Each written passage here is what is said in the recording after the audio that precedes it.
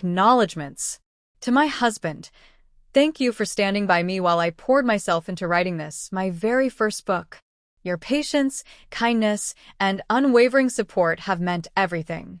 You've been a steady hand through the chaos, believing in my dreams when I doubted them, and helping shoulder the weight, emotionally, practically, and financially.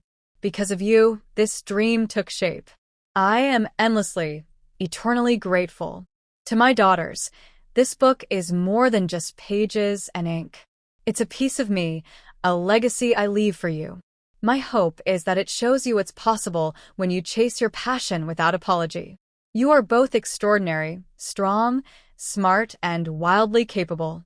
I hope that one day, when you look back at this, you'll feel the same pride I feel every day when I look at you. To my dear friend Gracie, thank you for your dedication, your encouragement, and for being this book's biggest cheerleader even before it had an ending. You've read, reread, and poured love into every page alongside me. I truly couldn't have done it without you. And to Taylor, your enthusiasm has been electric. You immersed yourself in this story like it was your own, staying up late, offering ideas, and reminding me why I started. Your belief in me has never wavered, and I'm so lucky to have you in my corner. To all of you, thank you for helping make this possible. This book carries pieces of all of us. Skin and Shadows. October 2026. Present. My hands tremble, not from fear, not exactly, but from the weight of standing still when every part of me wants to move. He's close enough that I can feel the ghost of his breath on my cheek. Not touching. Not yet. Waiting, like he's giving me the chance to run, knowing I won't. The air between us hums with something I can't name, thick and unyielding. I focus on the pattern of the floorboards beneath us, on the faint creak of the house settling. The sound feels louder than it should, like it's listening too. When I meet his gaze, there's a sharpness there. Not cruel, not kind, just deliberate. Like every look is a test I don't know I'm taking. You're quiet, he says. I almost tell him I have nothing to say. Instead, I let the silence stretch until it feels dangerous. Sanatorium. Present day. October 31st, 2026. The cold air slaps my face hard enough to rattle me. Hey, I shout, hoping my voice can cut through the rigid wind blasting in from the cracked window. The blaring music doesn't help. No one turns to look. Destiny's leaf-like hair lashes through the breeze and whips against my cheeks. I lean forward in the bucket seat, pushing myself up with my palms, the warmth from the seat heating my hands. Hey! I yell again, louder, tapping her shoulder. She glances back at me through the fractured streaks of streetlight slicing the darkness inside the car. Her eyes glisten, sharp and cold like frostbite. Can you ask Cole to roll up the window? My voice cracks, straining over the noise. She nods and turns, snatching my boyfriend's attention from the road. I can't make out her words, but a second later the window groans shut with a satisfying thwop. Cole reaches forward to turn the music down, and the silence feels like a hug. I curl closer to him, resting my chin against the worn leather seat. How much further? I ask, relieved that I no longer have to shout. Not too much longer, dear, he says with a chuckle. Whose bright idea was this anyway? Alex scoffs from the back. Oh, come on. You know this is going to be fun. Destiny fires back, grinning. Alec rolls his eyes at me and flashes a smirk, all teeth and trouble. I can't think of a better way to spend our first Halloween together. An overnight trip to Reed Hospital, the most haunted sanitarium in North America. The 8-hour drive has been grueling, but it'll be worth it. We're all obsessed with horror. Alec, Destiny's boyfriend, is the most extreme. He's proud of his collection of the bizarre. He even owns a toothbrush once used by Ted Bundy. It's encased above his bed like a trophy, and I swear he'd be buried with it if he could. Destiny, my best friend, falls asleep to true crime podcasts. I pretend it's the smooth, gravelly voice of John Spinster that lulls me to sleep too, but really, it's the grotesque details that send my imagination soaring. I know I'm a freak of nature. I just hide it better than most. With them, though, I don't have to. Alec leans forward, his hand slipping through the fog to nest against Destiny's cheek. She melts into his palm. Cole must have noticed. He nudges his head into mine, and I smile. I'm the luckiest girl in the world. 2 brothers and 2 best friends, on the adventure of a lifetime. What could be better? The brakes squeak as the tires crunch into gravel. The headlights pierce the night, revealing a crumbling giant of a building once pristine, now forgotten. A weathered sign looms ahead. Reed Hospital. My heart plummets from my chest into my stomach. I imagine it unpacking a suitcase, making itself at home in my gut for the night. Okay, let's go, Cole says, turning the key and silencing the engine. His seatbelt slaps back into place with a snap as he pops his door open, looking back at me with a grin. He extends his hand like I'm some punk rock princess, and I take it, steadying myself on the uneven gravel. Our feet crunch and slide as we cross the lot, kicking up tiny stones with every step. Glass shatters beneath Cole's boot as we near the entrance. Each step sounds like a warning. My nerves buzz. I can't stop thinking about getting caught. Trespassing, vandalism, who knows what charges they'd throw at us. The threat of that feels more real than whatever might be haunting these halls. Darkness folds around us like a second skin. A chill races down my spine, leaving goosebumps like tiny thumbtacks. I kneel down, shrugging off my backpack and pulling it open. My fingers fumble until they wrap around the flashlight I packed this morning. I click it on. Dust swirls in the beam, making me gag. I steady myself and sling the bag over my shoulders again. The beam stretches across the wreckage of the lobby. Graffiti slashes the walls, words and symbols tangled in a mess of color. In the corner, something catches my eye. A battered cardboard box, nearly collapsed in on itself. Scrawled across the front in black Sharpie. Donate. Apples. 2 years ago. September 18th, 2024. The headlights of the car in front of me blur my vision. In 20 feet, turn right. My phone blares through the speakers. I'd paused my music earlier, but forgot to turn the volume down. Rain slicks the pavement, and the glass of my windshield is streaked with water, making it even harder to see. After turning onto Brick Street, I know instantly which house is Cole's. My brakes grind as I ease to a stop at the curb. You have arrived. The yard is bare, but the flower beds say he cares. Just enough.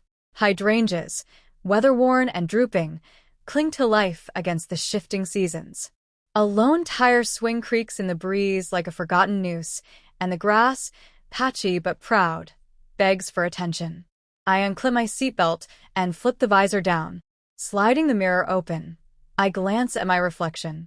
Not much I can do about the dark circles under my eyes, but I touch up my mascara anyway. After stepping out, I shut the door behind me and straighten my pants, tugging my sweater down. I smooth my hair and head to the door, knocking just loud enough to be heard. It swings open before I can second-guess myself. Finally. What took you so long? Destiny wraps me in a hug, pulling me through the threshold. Today she's wearing bright pink earrings shaped like Laffy Taffy, so neon I wouldn't be surprised if they glowed in the dark. Beneath her overalls, I spot my favorite shirt of hers, the Halloween candy one. A corner of the Reese's wrapper peeks out just under the right denim strap, like it's in on some private joke. Destiny is a burst of color in every room she walks into. She dresses like she's painting the world around her. Bright patterns, bold fabrics, always a little unexpected. Her hair, a shifting mix of sandy blonde and warm brown, is never the same for long. One week it's streaked with cotton candy pink, the next it's dipped in teal or violet. Her ears are never bare. Dangling from them are oversized earrings shaped like anything from fruit slices to tiny disco balls, each pair as loud and joyful as she is. Andrea wouldn't let me leave again. I shrug off my coat, hanging it neatly on a tall antique coat rack. I kick off my shoes and follow her into the house, my feet gliding across the warm wooden floorboards. In the kitchen, Alex's eyes meet mine. Hey, Alex. You like board games? He gestures to a small stack of them on the table. I'd be careful with those around her, Destiny warns with a grin. I get competitive, I admit, already feeling the flush rise in my cheeks. So does Cole. Alec nods toward the living room. I haven't met Cole before. Destiny swears he's my type. Cute, funny, tall, witty, charming, blah blah blah. I've heard it all before. She's tried to play matchmaker before, but this time it's someone so close. It's strange that I've never met him, considering how long she's been with Alec. I'm not sure whether to feel awkward or insulted. So, where is this mystery man? Mystery man? A voice calls out, unfamiliar and smooth. Heat floods my face. And then I see him. A tall figure, long-limbed and languid, steps into the kitchen. He towers over me. His eyes are flecked with varying shades of emerald, like sunlit algae. Long lashes frame them, softening the intensity. Chestnut hair brushes his earlobes, and a dusting of stubble carves his jawline with effortless precision. His broad shoulders seem to press the very air aside. I freeze, but manage to flash a smile. Small, nervous, toothy.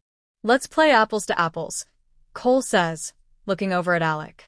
Alec clears the table and starts setting out cards. We all take our seats. I hear you're an artist, Cole says without looking up, eyes locked on the cards in his hand. You could say that. I fumble with the words. He's stunning, and he definitely knows it.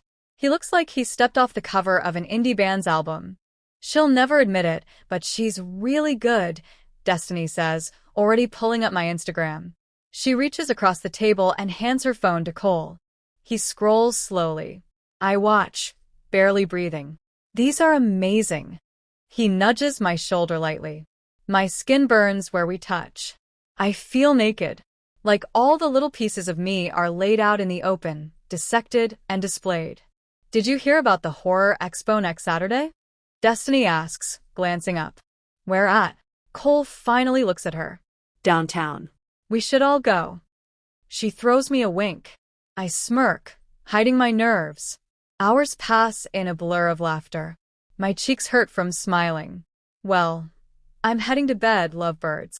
Destiny stands, giving me a knowing smirk. I roll my eyes. Alec trails behind her. Don't do anything I wouldn't do, he teases Cole before disappearing down the basement stairs. That's not much, Cole laughs. I'll be right back, I mumble, slipping away toward the bathroom. Inside, I close the door softly behind me and lean toward the mirror. I look exhausted. My mascara has begun to shadow beneath my eyes. I wipe it away, pinch my cheeks for a bit of color, and run the water, pretending I'm washing my hands. I like him. That much is obvious. But there's something about him that feels unknown. He's quiet, closed off, and I crave more. When I step back into the hallway, the kitchen is empty. The table's been cleared, the game packed away. I hear something from the back of the house. I pass the spare room and pause at the French doors. There he is. Cole stands on the deck, pacing. The cold air tousles his hair. A cigarette dangles from his fingers. He doesn't notice me until I ease the door open and step out. Soft in the moonlight. Can I steal one? I ask, my eyes locking with his. I wouldn't have taken you for a smoker, he says, slipping a cigarette from the pack. He brings it to his lips, cupping the flame with one hand while the other shields the breeze. The lighter sparks, and the glow briefly illuminates the sharp lines of his face. I'm an artist. It's a rite of passage, I say with a smirk. He laughs low and warm. The moonlight drapes around us like a movie scene, soft, surreal, and suspended in time. We stand there for a while, the silence between us thick but comfortable. He finishes his cigarette and flicks it into the dark, watching the embers disappear in the wind. I should go, I say quietly, though I don't mean it. I stand beside him, mimicking the way he leaned on the railing. So soon, he murmurs, stepping closer. I can feel the warmth of his breath just before he touches me, his fingers grazing my cheek, trailing along my jaw. A spark shoots through me like a live wire. I wasn't finished making you uncomfortable, I tease, voice unsteady. He smiles, his eyes searching mine. Then he gently takes my hand. Come on, he says, tugging me back inside through the French doors. The house is quiet, dark beyond the kitchen. He pulls out his phone, leaning against the counter. "What kind of music do you like?" he asks without looking up. "Indie," I reply instantly. "I think I've got something for you." He taps a few times, and a song spills softly from the speaker down the hall. It's slow, thoughtful, the kind of song that makes you ache and feel whole at the same time. "I wish I could do better by you, 'cause that's what you deserve." He holds out his hand, and I let him pull me toward him. His other hand finds the small of my back. "I can't dance," I warn. "Put your feet on mine. Trust me." I hesitate, then step gently onto the tops of his shoes. He starts to move, slowly guiding us in a circle, our bodies swaying together. He's strong and steady. I close my eyes for a moment, breathing him in, faint tobacco, warm cologne, something uniquely him. Before the song ends, he lifts me effortlessly onto the edge of the table. I realize how close we've gotten. His breath warms my skin. There's hardly any space between us now, just enough to leave me wanting. Then he kisses me. It's soft, deliberate. His lips move against mine like he's asking for permission, not just taking. I press into him, hands grasping at his shoulders, his back. Every inch of my skin hums with sensation. When we pull apart, barely, my lips still tingling, I whisper, "I was hoping you'd kiss me." His fingers thread through my hair. "Do you want more?" I nod before I even think about it. "Yes." The kiss deepens and everything else fades. No rain on the windows. No voices bleeding in from the other room. Just him. Just the way he tastes, the steady press of his hand against my back, the tiny pause in his breathing every time I lean in. He grabs my face, kissing me harder. My spine finds the wall, and my body reacts before my mind catches up, wanting him, wanting this, and maybe wanting to forget everything else for a little while. Then I'm off the ground, his arms solid beneath me. My legs lock around him like instinct. He carries me through the darkened living room and into his bedroom, and for a split second I wonder if I'll regret this tomorrow. But tomorrow feels too far away to matter. The bed dips under my weight, his hands already at my leggings. I laugh when they snag at my ankles, and it feels almost normal, almost like we're just two people in a moment instead of a tangle of histories and maybes. Then his flannel is gone, his jeans too, and my chest tightens, not with fear, but with the sharp reminder of how much I want him. I pull his shirt over his head and kiss him like I need to claim something before it disappears. "Fuck," I whisper, and it's less about what we're doing than what I'm letting myself feel. He kneels between my legs, his fingertips tracing shapes into my skin, his mouth following in slow, deliberate patterns. His breath is warm against me, his hands steady. My mind tries to catalog it all. The heat, the tension, the way I can't decide if I want to close my eyes or keep them open so I don't miss a second. When his mouth finds me, the sound that escapes isn't planned. It feels like a confession. He watches me, listening to every hitch in my breath, and I hate how easily he reads me. Clothes vanish until there's nothing between us. His palm curves around my breast through lace, his eyes locking on mine. "Make me yours," he says, and something in me tilts. I don't know if he means it the way it sounds, but I take it anyway. I straddle him, finding a rhythm like we've done this forever. His hand circles my throat, not cruel but claiming. I'm not sure if the rush in my head is from the way I'm moving or from the idea that maybe, just maybe, he trusts me enough to let go. He flips me beneath him, bracing himself with one hand on the bed frame. His eyes are darker now, more certain, and the press of him is deeper, harder. My back arches, the sound that leaves me sharp and unguarded. When I come undone, it's as much from the weight of him above me as the movement itself. My body is trembling, but my mind is strangely still. I'm not thinking about what this means. I'm not thinking about what happens when the sun comes up. We collapse side by side, breath mingling, and I realize I don't know if I want this to be the start of something, or just one night that never leaves my head. Rain don't go away. I wake to the soft sound of rain tapping against the window pane. The world is gray-blue and quiet, like it's holding its breath. For a moment, I don't remember where I am. The sheets aren't mine. The air smells like cedar and something vaguely sweet, maybe laundry detergent, maybe him. Then I feel the weight of an arm draped loosely over my waist, and memory floods back in gentle, golden pieces. Cole. He's behind me close. His breath is warm on the back of my neck, slow and steady. My body aches in a way that feels both foreign and familiar, tender, but not regretful. I blink up at the ceiling, watching the light shift through the curtains. I don't move. Not yet. I let the silence wrap around me like a blanket. His fingers stir lightly against my hip, like his body's already awake, even if he isn't. A lazy shift of warmth and muscle, his presence grounding.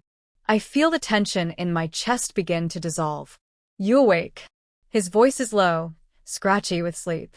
I hum, still facing away from him. Just didn't want to wake you. You didn't. He pauses, then rests his chin gently on my shoulder. How do you feel? It's a simple question, but somehow it carries weight.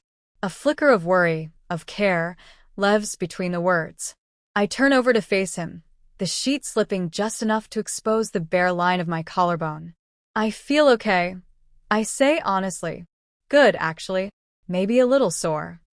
He chuckles softly, rubbing his hand across his face. Same. We lie there for a while, eyes half-lidded, neither of us rushing to break the quiet. There's no awkwardness, just this strange, fragile tenderness between us. He brushes a strand of hair from my face. You're different than I thought you'd be, he says suddenly. Good different or bad different? Good, he replies quickly. You just feel like a surprise I didn't know I needed. My heart flutters, uneven and unexpected. I shift closer and tuck my head beneath his chin, letting my fingers trace the edge of the sheet. I didn't plan on this, I admit. Neither did I.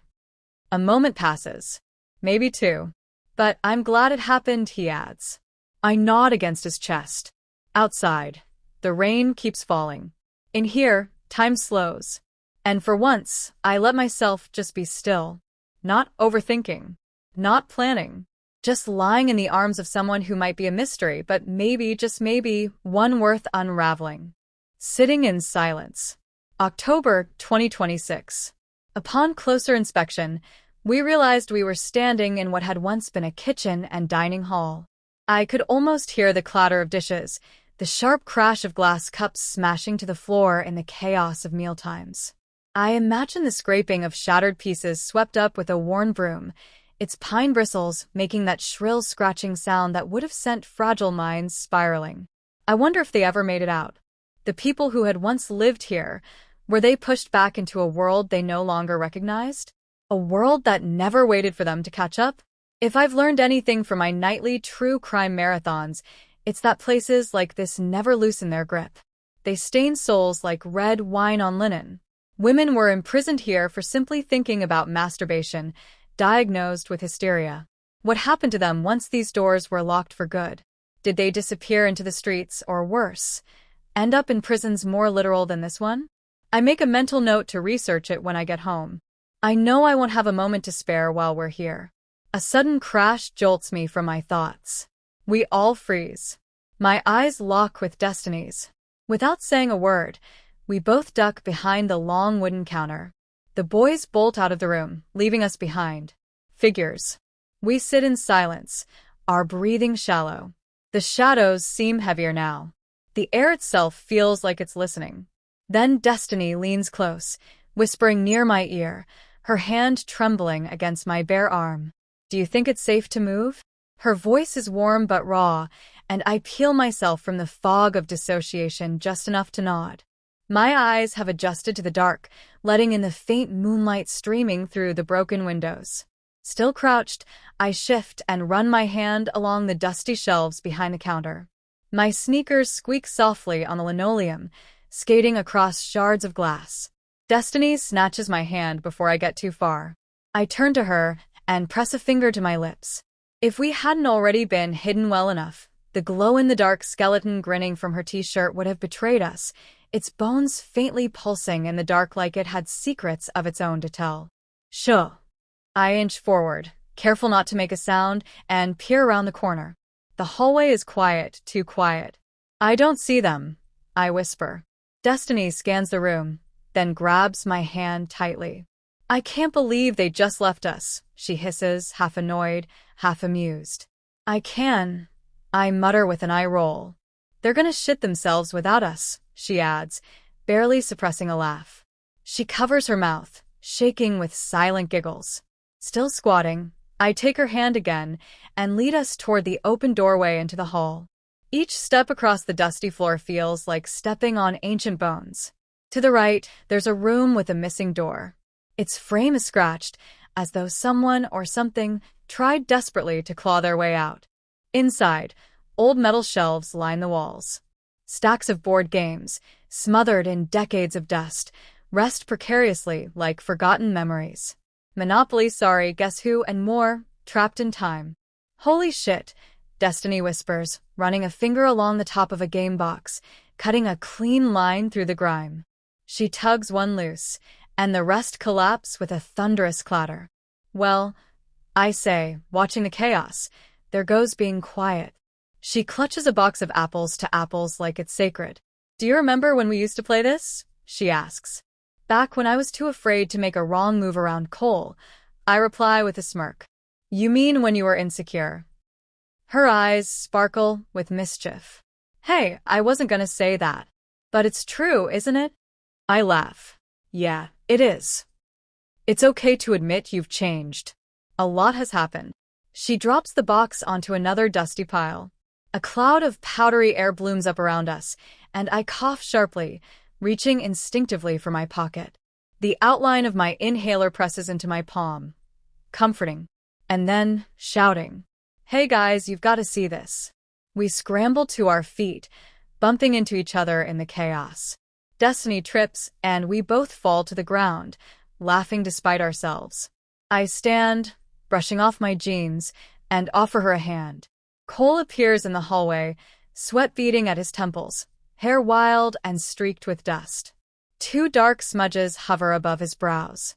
Alex right behind him, eyes wide, breathless. Babe, you've got to see this, Cole says, reaching for my shoulder. I jerk away from his touch. You're just gonna ignore the fact that you left us for dead back there? I gesture wildly toward the kitchen. Come on, it was instinct, Alex says, half smiling. Instinct. Destiny scoffs. That's some grade A bullshit. Cole ignores us, too excited to be bothered. No, seriously. This is insane. He grabs my arm and tugs me forward, down the dark hallway. Secrets don't make friends. September 2024. We're standing in the spare room. I still have his bedsheet wrapped around me, tucked beneath my arms like armor. I'm suddenly shy, naked around him despite what we just did. Vulnerability has a funny way of showing up after the fact. A painting catches my eye, a woman nude, her breasts soft and full. But her hand shields everything below, modest or maybe uncertain. In school, they told us that artists who leave out details often don't trust their ability to capture them. I wonder if whoever painted this actually knows the female body, or if they've only studied it from afar. No way Cole painted it. He moves like someone fluent in the language of female pleasure. He tells stories about his friends sometimes, how most of them are idiots trying to figure it out like the rest of us. I spot a guitar in the corner of the room, leaning like a secret. If he can play it, and worse, if he can sing, I might be in trouble. His desk is cluttered with sketches and paperwork, the kind of mess that looks intentional. Beside it is a beanbag chair sunken into the floor, clearly lived in. But it's the shut door across the hall that keeps pulling my attention. Closed doors keep secrets, and I can guess what kind lives behind that one now. He pulls on his clothes and I follow suit, dressing in silence. The air between us is soft and charged. Grab your coat or a blanket, he says, nodding toward a fluffy, undersized one on the end of the bed. I want to sit outside for a bit. I take the blanket and drape it around my shoulders. I skip the shoes. I never wear them unless I have to. I like feeling the world beneath me. The night air slaps my cheeks the moment he opens the double doors. The deck stretches wide, ringed with curled brown leaves clinging to the corners like old memories. On the right sits a porch swing, rusted but inviting. He settles in and opens his arm to me. I take my place beside him, leaning into the warmth of his body. Above us, the sky is navy blue, almost black, and the stars are dim, distant and detached. I don't want to speak and risk breaking the spell, so I study his hands instead. Rugged. His nails are bitten down, raw at the edges. He must be anxious, I think. Constant motion masked beneath his quiet. A tattoo peeks from under the sleeve of his sweatshirt, just enough to hint at something deeper. I rest my head gently on his shoulder. I like you, I think, I whisper. His silence stretches, then breaks. I don't want anything serious. He doesn't look at me. I don't think he can. I nod slowly. That's probably for the best. I just got out of something that ended badly. He turns his head slightly, listening. He was abusive. It wasn't easy leaving, but destiny helped me see what I was too scared to admit. I'm sorry, he says, and his voice sounds like he means it. I think I need to focus on healing anyway. I leave the sentence hanging, half probing, half reassuring. I have a son, he says quietly. Things can get complicated. I don't want to bring anyone into that chaos. My eyes dart back to the closed door. Of course. How old is he? 2, he says, exhaling. His mom and I, it was messy. She was already pregnant when we met. I loved her daughter like my own. Then came our son. And when we split, it wasn't just losing her, it was losing them. He stares into the dark yard like he's watching something I can't see. My heart aches for him. I try to imagine loving a child and then waking up one day with no right to them. No protest that matters. It's grief layered on top of grief, a quiet kind that doesn't always have a name. I'm so sorry. That's more loss than anyone deserves. The words feel too small. He's quiet for a while, then nods. I get why your heart's guarded. I finally say. I don't need to fully understand to respect it. Thank you, he murmurs, and something in him softens. We sit there a little longer. He gestures at the space around us. This porch? It's the reason I bought the house. How long have you lived here? About 5 years, he says. Feels like forever. I'll probably die here, honestly. Can picture myself 80 years old, coffee in hand, still swinging. It's oddly comforting hearing him talk about the future, even if it's lonely. I wonder if he truly wants to be alone, or if it just feels safer. Safer than risking more heartbreak. When I think about being 80, I don't know what I see. I just hope I'll feel full. Not necessarily with children or a husband or a picture-perfect life, but full of something real. Purpose. Peace. Maybe that's what we're all chasing in the end. After a while, the cold finally gets to us. We head back inside. The soft hum of music still plays faintly in the background. Cole moves toward the kitchen, grabs a clean glass, and fills it at the sink.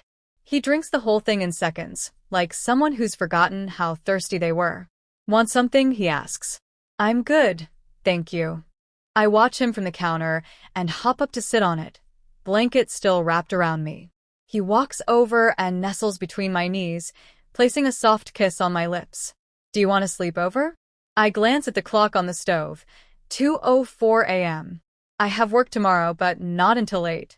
Technically, I'll be fine. If that's all right with you. Maybe I shouldn't stay. Maybe I shouldn't let myself get used to the smell of his sheets or the way his hand fits around mine. Maybe I should guard my heart more tightly. But I want to stay anyway.